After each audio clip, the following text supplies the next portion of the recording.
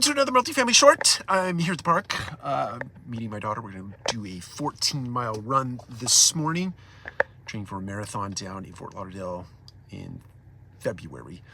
I wanted to talk about the pink elephant today. So if I were to say to you, think about a pink elephant doing a backflip. Don't rather think about a pink elephant doing a backflip. Don't think about that. Don't think about that right now. It's very hard for you not to think about that if I prompt you to not think about it, right?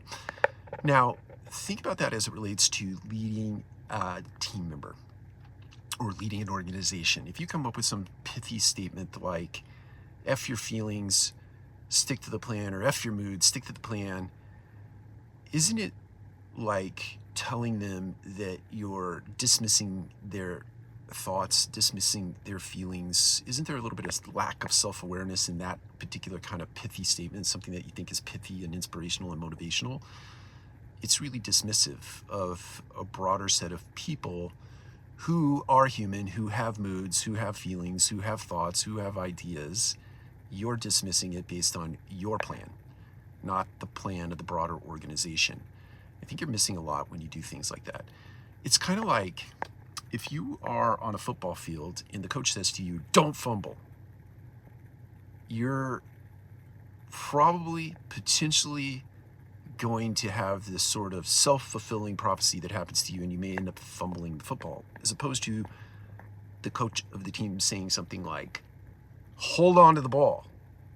Now you have an image in your mind of holding onto the ball and doing everything you can to hold on to that ball so you can get yourself across the goal line for a touchdown, or getting yourself closer to field goal position so that you can ultimately win a game. You're in it with the team. Where if he says, don't fumble, it's almost indicting you in that you are potentially going to fumble that football. And if so, God forbid, right? I think words matter in leadership.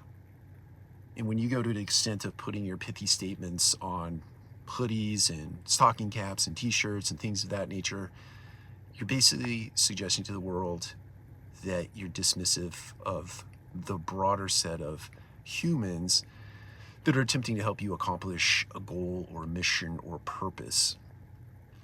And who knows, maybe you can gather together a bunch of people that think that way and that feel that way. But my gut tells me, having read hundreds and hundreds and hundreds of leadership books, the real winners out there in the marketplace aren't saying things like that. They're saying, hold on to the ball. They're bringing the people together in a team, under a premise, under a shared purpose, under a shared collaboration, under a shared mission. Take care. We'll talk to you again soon.